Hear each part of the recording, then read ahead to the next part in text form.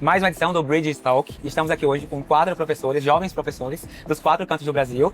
Eu sou o professor Tawan Rosa, sou de Aracaju, Sergipe, sou professor da graduação e pós-graduação na Universidade de Tiradentes. E tenho o prazer de estar aqui hoje com 3 amigos que carregam a missão comigo de compartilhar conhecimento sobre odontologia. Essa nossa conversa hoje tem um tema como impulsionar o aprendizado em odontologia nos dias atuais, que é um grande desafio. E eu queria abrir esse espaço para que cada um se apresente, por favor. Pode começar, Cris. Eu sou a professora Cristiane Alencar, também sou professora de graduação, pós-graduação, nível de mestrado e especialização.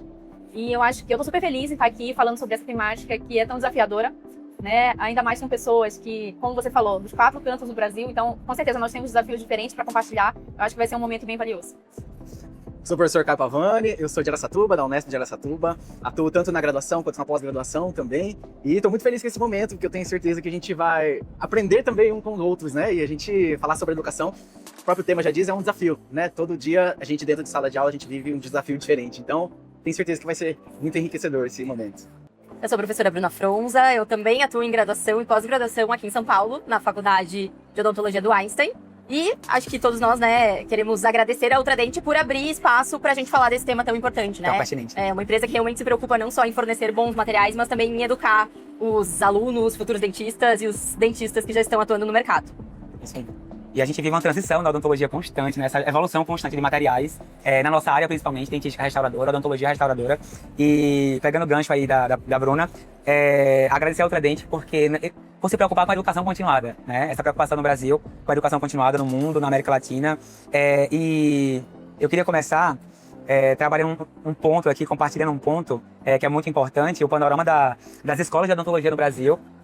Falamos dos 4 cantos, e os 4 cantos de verdade, nós temos aqui Nordeste, Norte, né, Sul, Sul, Sudeste, e queria começar fazendo não uma pergunta, um convite a Cris, né, para que você falasse um pouco sobre a realidade lá em Belém, no Norte, como é que as faculdades, as escolas de odontologia estão estruturadas, né, a gente fala um pouco de currículos, né, currículo por competência, e vocês estão à frente de muitas instituições, e aí compartilhe um pouquinho das suas experiências lá. Então, eu acho que é super importante, eu acho que não só Belém ou Pará, em geral, os currículos são tradicionais, né? Em sua maioria. Mas nós temos, sim, algumas instituições, especialmente a instituição que eu trabalho hoje, que é o Centro Universitário do Estado do Pará, que implementou, há poucos anos atrás, o currículo por competências. E eu acho que isso acaba sendo uma visão para o futuro. Porque nós vamos falar sobre isso aqui. É desafiador trabalhar educação e odontologia, sim, porque é uma área que envolve muito contato com o paciente, com a vida clínica, ações práticas, né?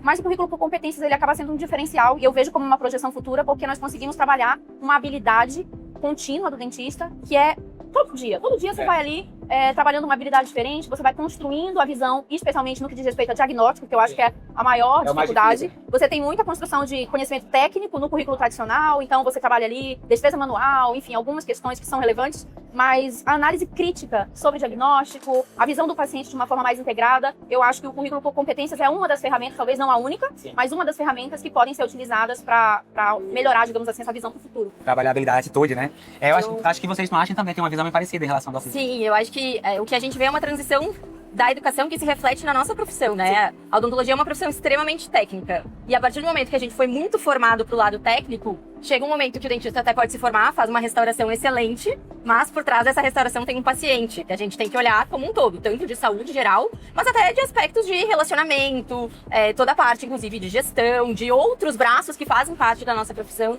e que, por um certo tempo, isso foi muito pouco abordado. Então, eu acho que a gente sai muito preparado, né? Talvez a nossa geração saiu muito preparado do ponto de vista técnico, mas não tanto para lidar com todo esse além que está dentro da nossa profissão. Exatamente. E aí a gente tem uma outra realidade que é Caio, numa instituição pública, né, de renome nacional, né? E como que vocês lidam assim com o currículo tradicional, baseado em conteúdos? Eu acho que hoje o grande desafio ali, que nem a Bruna comentou, a gente está focado ali muito na parte técnica, né? Vamos falar assim da dentística, e eu fui formado dessa forma. Né? E a gente, quando a gente pensa na técnica, o que a gente procura ali, mesmo dentro do currículo tradicional, a gente tenta trazer para o aluno não só como ele vai fazer, mas ele precisa entender o porquê que ele vai fazer, que eu acho que é super importantíssimo, e, como que eu posso dizer assim, quando ele não vai fazer.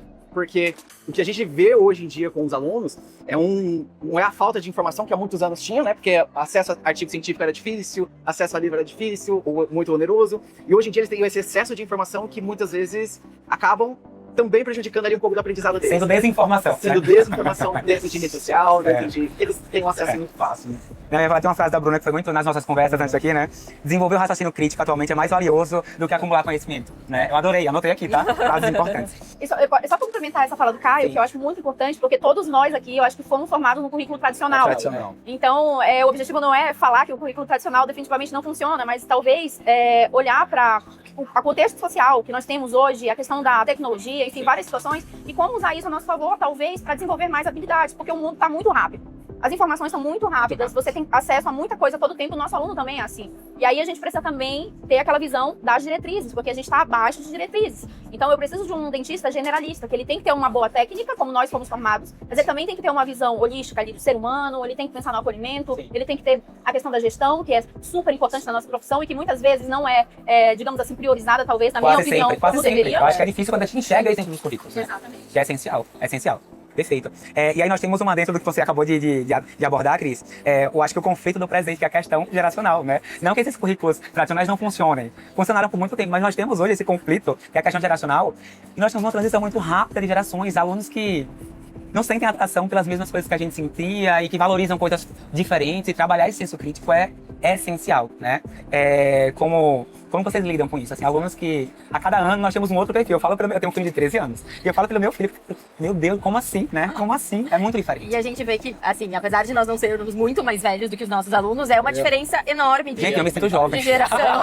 Eu me sinto jovem, eu sou jovem. Mas eu acho que, como o Caio falou, né? Hoje os alunos, na nossa época, a gente tinha que buscar informação. Hoje eles têm informação demais. E o nosso trabalho é fazer o aluno filtrar essa informação, entender os porquês, e é claro que daí ali existe uma base teórica, mas fazer ele se questionar daquilo que ele vê, porque a informação ele tem de monte. Mas em que fonte ele vai confiar, eu acho que é o mais desafiador dentro desse processo, né? E aí, eu acho que é o que eu falei, de desenvolver o senso crítico. Eu acho que é o nosso desafio constante. E que a Cris comentou de ter ali a avaliação por competências, eu acho a parte mais importante é o feedback que o aluno tem.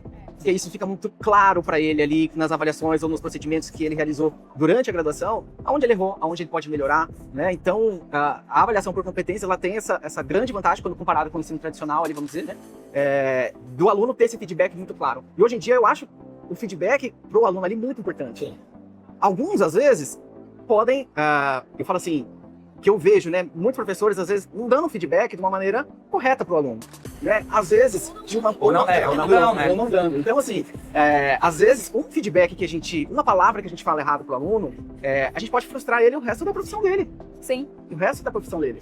Então, eu acho muito importante esse feedback, a gente passar esse feedback de uma maneira muito mais clara para o aluno, e sem ofendê-lo. Sem ofendê-lo, porque todo mundo aqui passou por um momento de aprendizado, né? A gente errou muito na vida. Sim. Então a gente vai aprendendo com os nossos erros e eu acho que o feedback é o mais importante de tudo. Mas eu acho que essa formação continuada também do professor, né? Essa atualização, essa capacitação constante. E aí, mais uma vez, agradecer pelo espaço, porque assim, é importante falar sobre isso, né? E a gente ficou muito feliz quando o convite aconteceu pra gente, porque a gente valoriza muito isso e a gente debate e pensa, né? Estratégias, como ensinar e aprender melhor, sem perder profundidade, né? E aí, pensando no nosso tema, né? Como impulsionar o aprendizado. Vamos pensar em algumas dicas agora, tanto para os alunos, né? Para que vocês, alunos, né, consigam abraçar, né, essas dicas. E vocês também, colegas professores, né? Nós temos aqui uma super professora de professores, tá? Isso que entende muito de currículo por competência, já aplica isso na pós, na graduação. Uma coisa que eu senti muito na minha pós-graduação foi essa... eles prepararam muito bem, né, alguns pontos da minha carreira, mas eu não aprendi tanto sobre como ser um professor humano, como trabalhar um currículo por competência, coisas mais atuais. Eu senti falta disso. Eu consegui encontrar um pouco depois dentro das instituições por onde eu passei e essa formação continuada. Vocês, a nível de pós-graduação, Instituto Senso, vocês trabalham isso com os alunos? Sim. Com os futuros professores? Sim, eu acho que isso, inclusive, é o cerne, sabe? Porque, como eu vejo isso como um processo de transição, pelo menos dentro da odontologia, eu me sinto alocada dentro desse processo, né? Eu acho que todos nós estamos nesse meio. A gente precisa formar novos docentes com essa visão. Então, é imprescindível olhar para isso. Eu achei muito interessante quando você falou sobre a questão geracional, né? como que isso impacta, como que muitas vezes isso não é uma relação que talvez venha para o progresso, mas às vezes ela até estagna um pouco esse desenvolvimento. Então, hoje as coisas acontecem tão rapidamente que uma pessoa que tem, sei lá, 10 anos a mais que você, parece que ele é de outro planeta. E os alunos, né, também têm essa percepção. Eu acho que na pós-graduação, a gente tem muitas vezes ali um público com mais maturidade, consegue observar a função dele em sala de aula como docente, e as metodologias ativas, elas podem ser uma ferramenta muito interessante, só que não pode ser uma bengala. Porque quando a metodologia ativa realmente ela se propõe a desenvolver o senso crítico do aluno, que é justamente o que o Caio comentou e você também, o aluno está bombardeado de informação, mas ele está construindo conhecimento com essas informações? Talvez não. Então, a nossa função ali, ao aplicar uma metodologia ativa, ao promover uma atividade diferenciada em sala de aula, ou até mesmo fora de sala de aula, é fazer com que essa conversão aconteça. Com que eu consiga captar aquelas informações e o meu aluno tenha senso crítico para transformar aquele em conhecimento aplicável, né? E é por isso que é tão doloroso e desafiador, muitas vezes, para você sair de um currículo tradicional, porque você vai sair da sua zona de conforto, você vai ter que procurar ferramentas, você vai ter que ler, você vai ter que se preparar. E uma aula não é só uma aula. Eu vou dar aula de classe 1. Não, você vai ter que pensar toda uma metodologia para você conseguir extrair do aluno o melhor senso crítico possível relacionado àquela temática. Sim, eu acho bem interessante isso da metodologia ativa, que a gente imagina no começo que são métodos diferentes, né? A gente tem gamificação, tem discussões, discussão de caso, enfim, várias ferramentas, mas que a metodologia ativa não se resume a isso. Uma metodologia ativa, a principal função é colocar o aluno no centro. E eu acho que por muito tempo o professor foi o centro.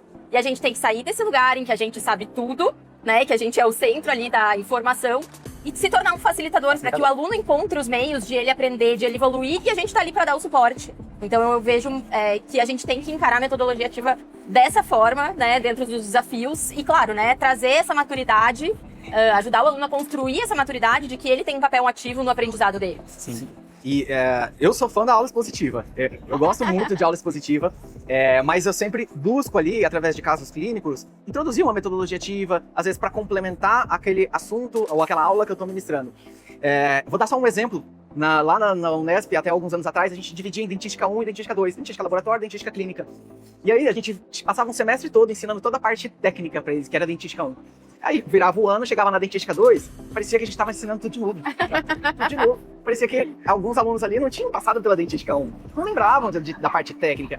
Então, eu acho que o principal do aluno é isso, é ele entender e ir correlacionando com as outras disciplinas que ele também está cursando durante aquele ano. Né? Ele não está aprendendo só dentística, ele está aprendendo dentística, ele está aprendendo periodontia. Então, qual a correlação das duas, o que uma vai influenciar na outra, para que ele chegue num diagnóstico muito mais fácil daquele paciente. Né? Então, falo mais uma vez, sou fã da aula expositiva, mas a gente ficar lá só mostrando a técnica, só mostrando slide, só mostrando o passo a passo, o protocolo, não cria esse senso crítico deles. É a gente que precisa estar lá, que a Bruna comentou, como um facilitador, como um orientador das informações que ele está buscando dentro da internet e que ele está aprendendo dentro da universidade, né? Que ele consiga ali mesclar tudo isso e ter um desenvolvimento do senso crítico maior. A gente pode para o currículo por competências, que é interessante como o currículo por competências consegue construir conhecimento de uma forma mais sólida em relação a isso. Né? Porque você tem ali os eixos, né? Eu vou dar um exemplo no caso da dentística, você tem um eixo clínico.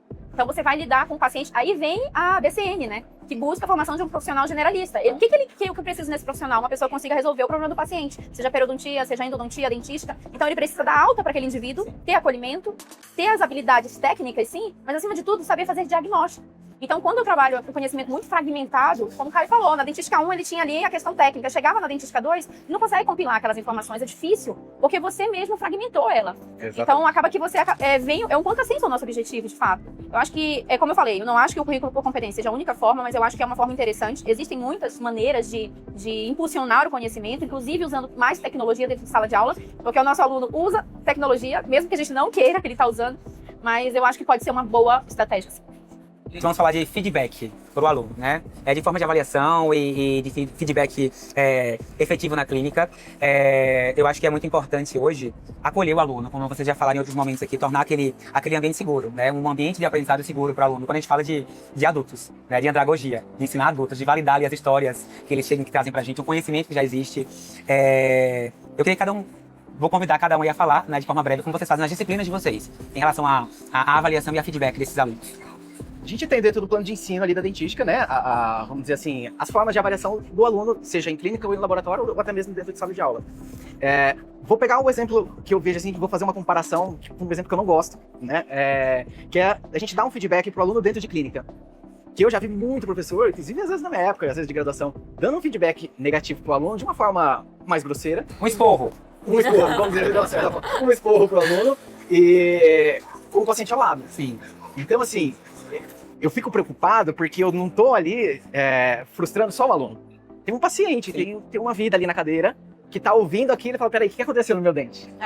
E aí, se a gente quer ensinar que esse aluno tenha uma visão do paciente, a gente tá dando o exemplo Tá dando contrário. o exemplo contrário. Então, eu gosto sempre de acolher o aluno. Às vezes, no meio da clínica, todos os alunos, um monte de box rodando ao mesmo tempo, não consigo dar aquele feedback naquele momento. Mas no final, ou na hora de dar as notas, chamar o aluno de lado, falar, olha, podia melhorar aqui, assim, assado. Você viu aquela hora, mudei, fiz outro, segui por um outro caminho, melhorei o tal, sei lá, melhorei a anatomia daquele dente que você estava restaurando. Então, eu acho que poderia, no próximo procedimento, você pegar um detalhe a mais ali, outro aqui. Corrigir sem desmotivar, né? Isso. E dentro da minha aula, eu mostro casos clínicos meus que não ficaram bons, Sim. que deram errado. Para que ele também não veja aquela mil perfeição, né? Das redes sociais. Das redes sociais. Né? Que é escudente, que não é real, não é odontologia do dia a dia. Não é odontologia do dia a dia. É Só o que deu certo. Né? É só o que deu certo. E que ele exatamente. veja que é a realidade. Não, ó, eu errei, mas ali, ó, depois eu segui por um outro caminho para conseguir ali melhorar no caso clínico. Então, eu acho que é isso. A gente sempre acolher o aluno e passar esse feedback de uma maneira muito acolhedora. Acho que Cris e Bruna também tem muito a contribuir em relação a essa questão de avaliação, né, de feedback na clínica.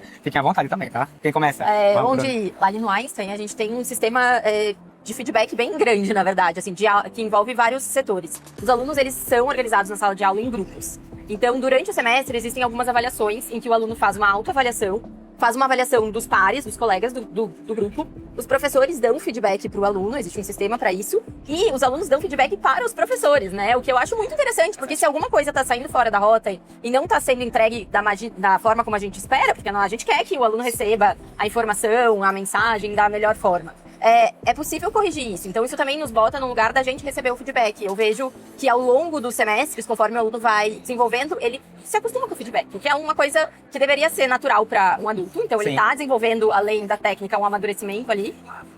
E eu acho que isso funciona muito bem, assim, esses vários momentos. E claro, sempre como o Caio falou, a ideia é que seja um feedback construtivo, que a gente consiga colocar isso de uma forma. E eu acho que o maior desafio é a gente também entender que não dá pra gente esperar que um aluno que começou a dentística, por exemplo, agora, vai entregar um trabalho perfeito. E talvez o feedback tenha que ser adequado pro momento daquele aluno. E não é determinado pelo semestre que o aluno tá. Determinado pro momento individual daquele aluno. Então é uma coisa complexa que envolve a gente realmente estar ali presente na sala de aula, que é o nosso maior desafio, e tratar os alunos com uma certa individualidade também, porque cada um vai ter seu tempo de evolução e suas demandas, suas particularidades. Mas também acho que colocar o aluno também para fazer essa autoavaliação, acho que é bem muito interessante. Eu acho que, assim, eu sou muito fã de autoavaliação, eu acho que deveria ser mais forte em todas as instituições. Inclusive, é uma recomendação do Ministério da Educação que a autoavaliação seja mais presente. Eu acho que é uma maneira da gente evoluir com consistência. Porque a partir do momento que o professor está avaliando o aluno está avaliando o professor, e todo mundo avalia a instituição, e a instituição avalia todo mundo, as coisas caminham, né? E eu vejo isso com bons olhos. Só complementando um pouco o que ela comentou sobre a autoavaliação, que eu acho que é imprescindível, eu penso muito nos critérios, sabe? Eu acho que feedback, como o Caio falou, a questão do acolhimento, e a avaliação, eles são irmãos. Eu estou ali avaliando o aluno para eu dar o feedback. Mas para eu dar esse feedback, eu preciso de critérios. E eu acho que é isso que é difícil. Porque você só consegue construir critérios muito específicos depois de muita discussão, né? E para eu fazer discussão em grupo, eu preciso de formação docente. Então acaba que é uma cascata de processos que institucionalmente é relevante executar para você chegar no feedback assertivo. Eu não consigo ter um professor que dá um bom feedback se ele não teve uma formação, se ele não estabelecer os critérios com a equipe dele, né? E mais interessante do que isso, o feedback individual do professor, ele tem que conversar com o feedback da disciplina.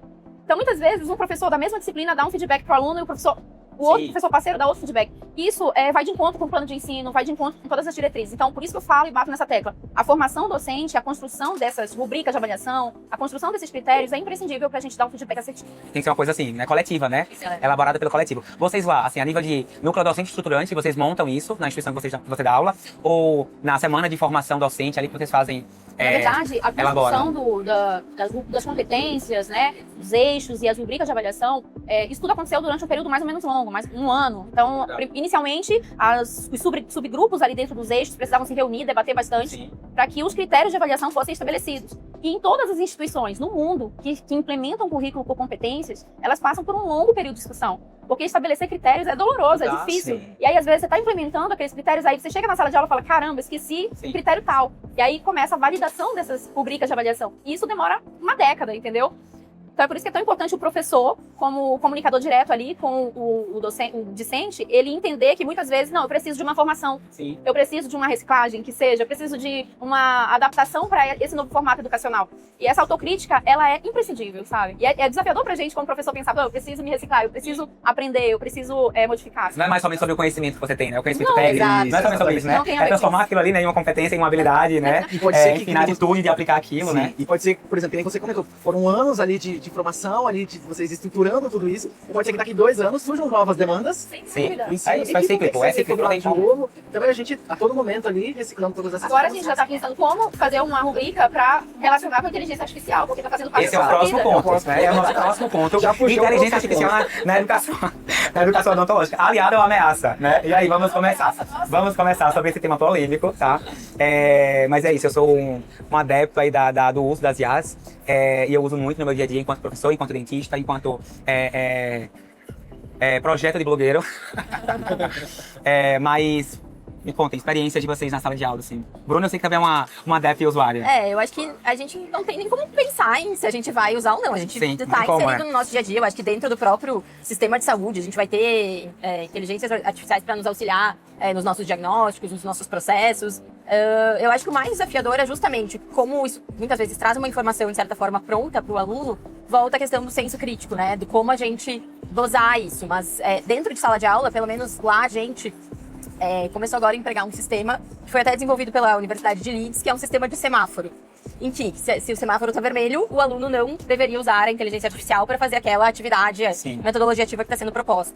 Amarela pode usar com precaução e verde para ser utilizada. Então Legal. é uma forma da gente dosar um pouco isso, para que o aluno também não fique completamente dependente de utilizar uma inteligência artificial e consiga desenvolver essa linha de raciocínio, esse pensamento crítico. Mas já trabalhar as IAs como uma aliada, Sim. mas direcionando, orientando aquele aluno Exatamente. nesse processo de construção e de amadurecimento, onde é interessante você aplicar e onde é interessante você não aplicar. Exatamente. Né? Acho que é isso, é enxergar como aliado e trazer isso para a sala de aula. E não enxergar como uma ameaça. Como eu tenho alguns colegas, né, que enxergam como uma ameaça e não quero, não faço nada, eu tenho uma restrição para isso. Você que está numa instituição bem clássica, assim, A como gente funciona tem ali diversas opiniões diferentes, claro, como em todo lugar, mas eu, dentro das minhas atividades, dentro da minha disciplina, caso o aluno utilize, a gente precisa, que nem a Bruna falou, dosar.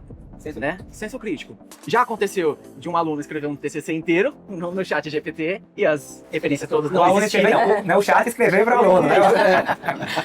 E aí a gente chamar o aluno para falar, olha, né, não é o melhor método de você escrever o seu trabalho de conclusão de curso, todas as referências não existem, que são oferecidas ali, né, um ou outro pode até às vezes existir, mas a gente dosar o quanto que ele vai utilizar, esse que eu acho que vai ser o maior desafio a partir de agora. Porque a gente tem o aluno que ele tá usando a IA dentro ali de sala de aula para fazer o resumo da aula, gravando o áudio do que a gente tá falando e fazendo o resumo, ou até mesmo usando a IA para transcrever tudo aquilo que nós estamos falando ali, né? Então, assim, para mim, teria algum problema disso? Não, desde que o aluno esteja focado, prestando atenção. Às vezes ele tem uma memória mais visual e não quer perder Eu tempo agradeço, eu peço escrevendo. depois um resumo. Eu ia resumo da falar, minha aula. talvez os professores já podem fazer isso e entregar para os alunos. Exatamente, Pegar já pronto.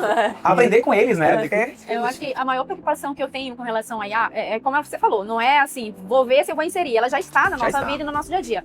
Então, como o Caio comentou, o nosso desafio é entender como dosar isso. E isso é um ponto pacífico. A gente precisa entender esse processo. Como que a gente vai inserir isso em sala de aula? Mas a minha preocupação é justamente como ele usa essa ferramenta. Por quê? Para você fazer uma busca, por exemplo, ou algum trabalho, ou de fazer utilização para a odontologia da inteligência artificial, você precisa construir uma pergunta, você precisa construir um prompt. E muitas vezes o aluno, eu percebo que ele usa como se fosse um buscador geral. O que é tal Google, coisa? sim. Um Google. Então, ele entender que ele pode usar aquilo de uma maneira muito mais... inteligente. E isso pode ser, talvez, uma função nossa.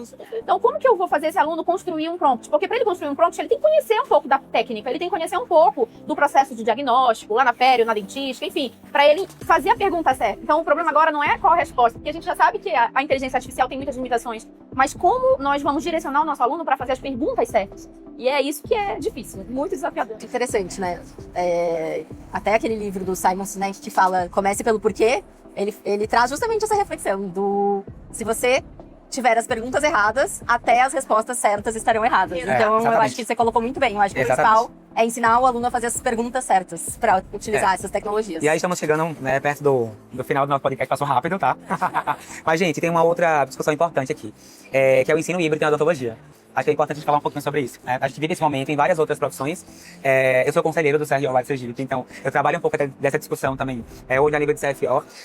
E o que é que vocês enxergam assim, em relação a isso? Eu tenho dificuldade hoje de passar 2 horas sentado em uma sala de aula e sendo produtivo, né?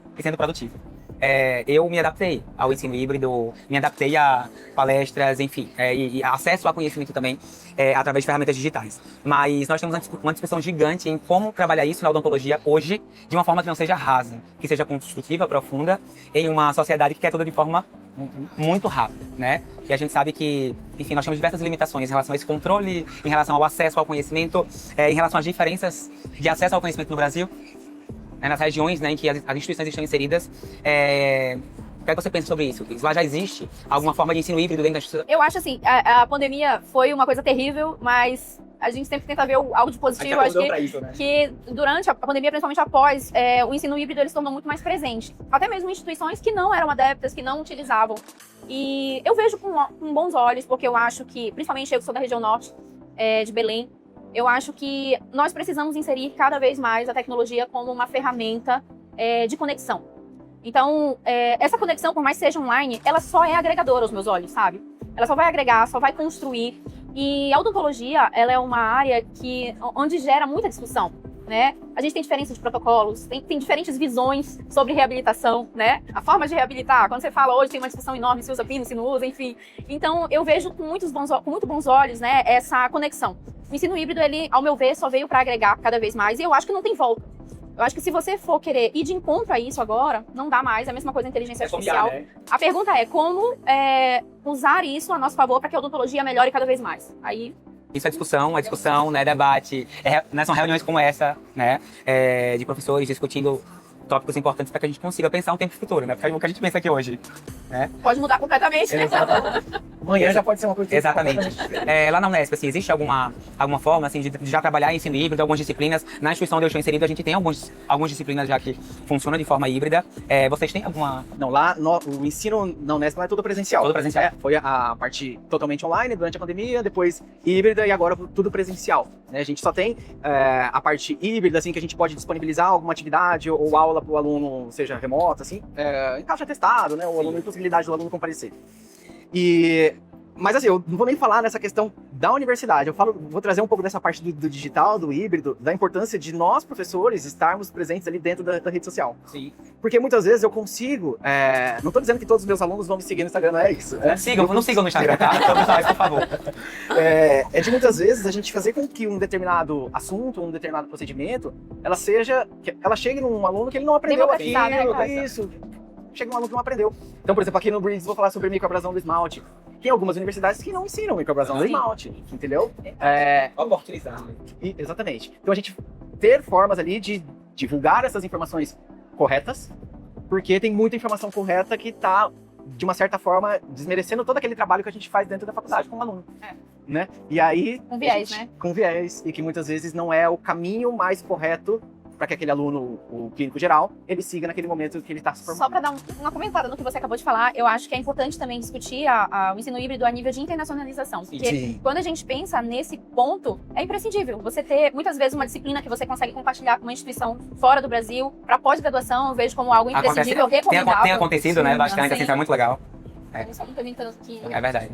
Vocês lá no Einstein? A gente não utiliza o híbrido de forma regular dentro do currículo. Tem alguns encontros, as ligas normalmente funcionam de forma híbrida, que os alunos participam.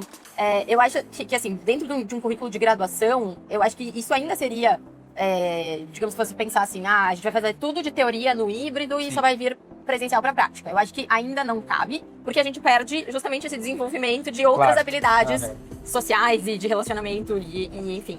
Mas eu acho que trazer isso como um auxiliar, né? Em colocar, a gente tem um sistema que a gente coloca materiais de apoio, e aí a gente tem vídeos e outras, eles têm pré-aula para eles estudarem antes, que daí a gente utiliza o híbrido, né? Mas eu acho que para pós-graduação, principalmente quando a gente quer expandir isso, de trazer colegas internacionais, discussões entre dentistas de diferentes lugares, estados, países, eu acho que é muito válido e a gente precisa inserir cada vez mais.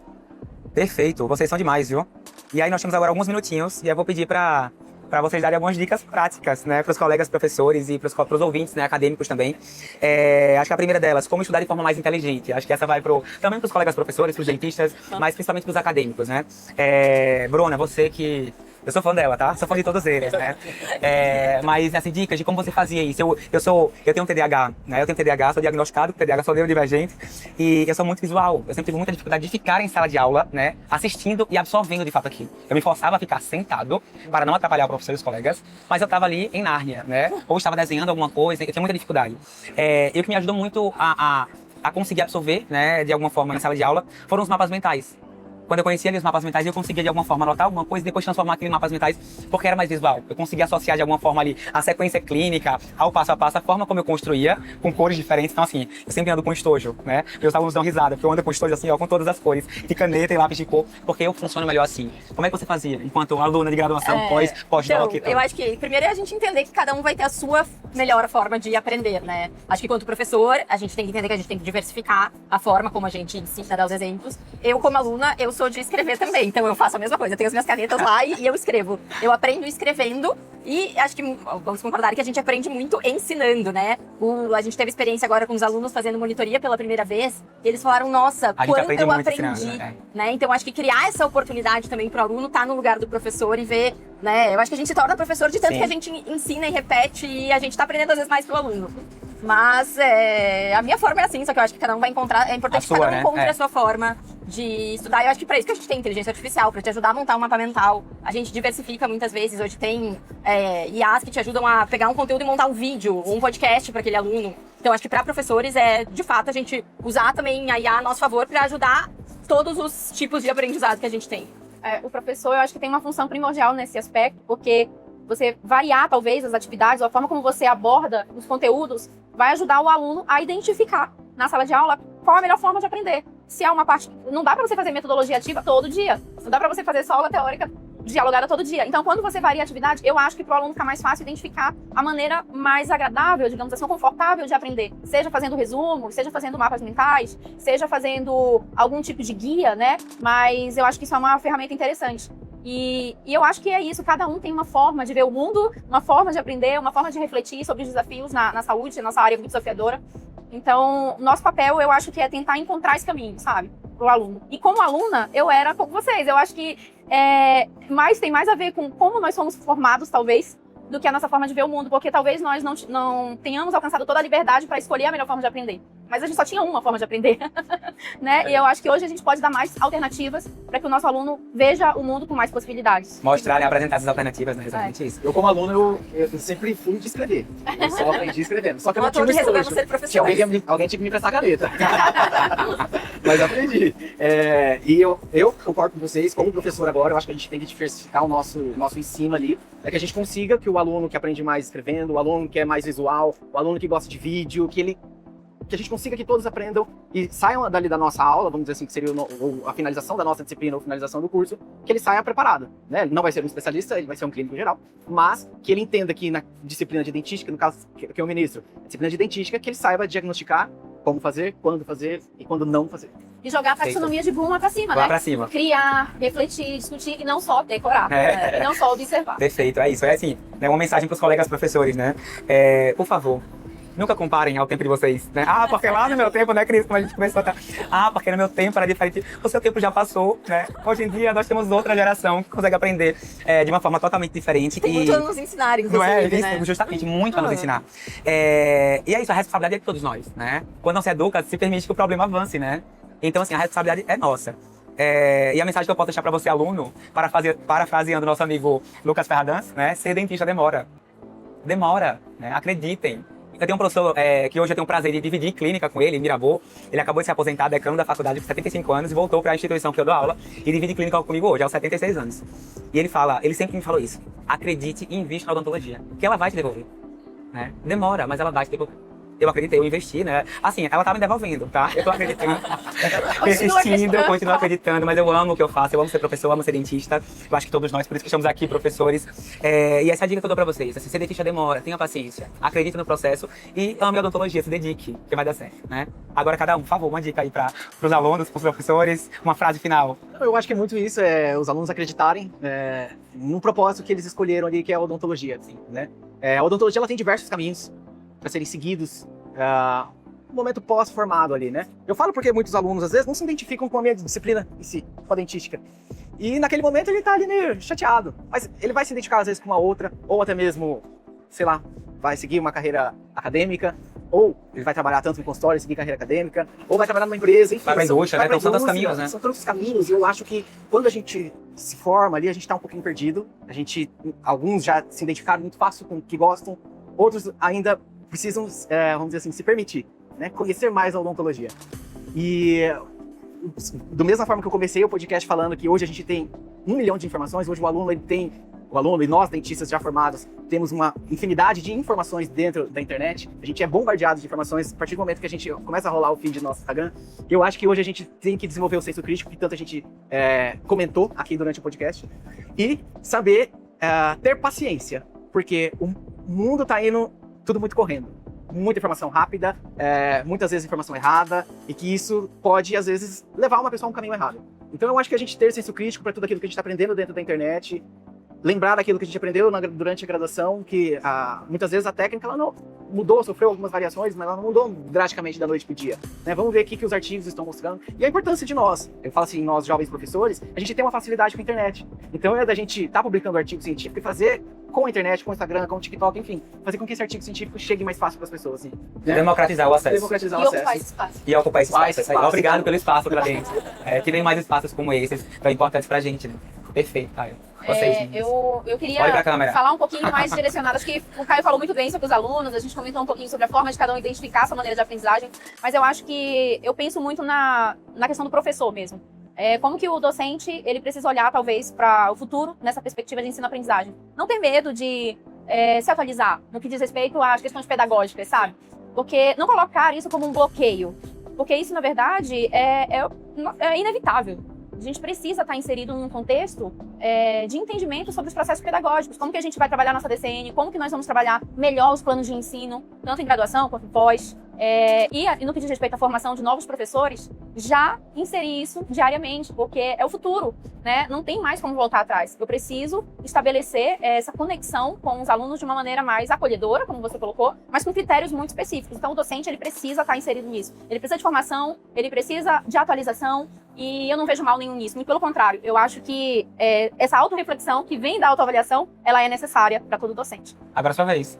Eu acredito, assim, que vendo tudo isso que vocês falaram e concordo com tudo, né? E que o Tauan até trouxe isso da odontologia por amor. E eu vejo isso tanto para direcionar alguém que está numa formação, quanto para a gente como docente, é que a gente tem um propósito e um porquê a gente faz isso. Que é o que traz o amor depois, né? Por que a gente estuda tanto, né? Eu, como dentista, particularmente, eu entendo que eu tenho uma responsabilidade enorme e sinto um privilégio de um paciente sentar na minha cadeira e confiar a saúde dele para mim. Então, eu vejo isso como o meu porquê de estudar tanto, de me atualizar tanto, para me entregar o melhor para aquela pessoa que está confiando em mim. E assim como, né, a gente como professor, todo mundo brinca, né? Você é professor de graduação, nossa, você tem que amar muito. Mas eu acho que todos nós podemos compartilhar isso aqui, o quanto eu falei, eu não tenho filhos, mas eu vejo quase os alunos de graduação como meus filhos, da gente ver eles evoluindo, crescendo, chegando na clínica, né? Como isso é gratificante, isso talvez é o nosso propósito, o nosso porquê, né? Então eu acho que isso serve tanto para os professores, mas também para quem está em formação. Em que às vezes a pessoa não vai encontrar um propósito fazendo uma restauração, né? Mas que tem vários caminhos, e acho que a nossa profissão tem muito sobre cuidar de pessoas. Ou você estando numa empresa, né? Em pensar em produzir bons materiais, né? Para isso devolver para a população de alguma forma. Então, eu acho que um incentivo para você aprender melhor é você entender o porquê você está fazendo aquilo, no final das contas. Perfeito. Gente, acho que é isso, né? Mais uma vez agradecer pelo espaço, pelo convite ao Ultradente Brasil. Foi um prazer estar aqui hoje com vocês. Obrigado, Bruna, Obrigada. Caio, Cris, que a gente consiga criar mais momentos como esses, né? Assim, compartilhar, acho que inspirar pessoas também, inspirar alunos que pensam na carreira docente, acho que a gente também é isso, né? E eu fico muito feliz quando os alunos falam, nossa, meu sonho é ser professor, né? Eu acho o máximo, porque em tempos atuais, as pessoas querem tudo tão rápido e já quer se formar no outro ano estar milionário, né? A gente sabe que a vida do professor no Brasil, infelizmente, não é essa, deveria, né? Mas infelizmente não é essa. Mas enxergar pessoas que também amam, né? E enxergam isso como futuro. A educação é o futuro. Não tem, gente, não tem. A educação é o futuro. Então, momentos como esse são muito importantes. Então, muito obrigado, Cadente. Foi um prazer estar aqui com vocês hoje. Eu vou pedir para os alunos bombarem esse podcast, né? De curtida, de like e os vídeos do Instagram também, tá? De compartilhamento. Pois é. Novos desafios do próximo ano. Perfeito, para que mais momentos como esse aconteçam, né, gente? Eu acho que é isso. Muito obrigado.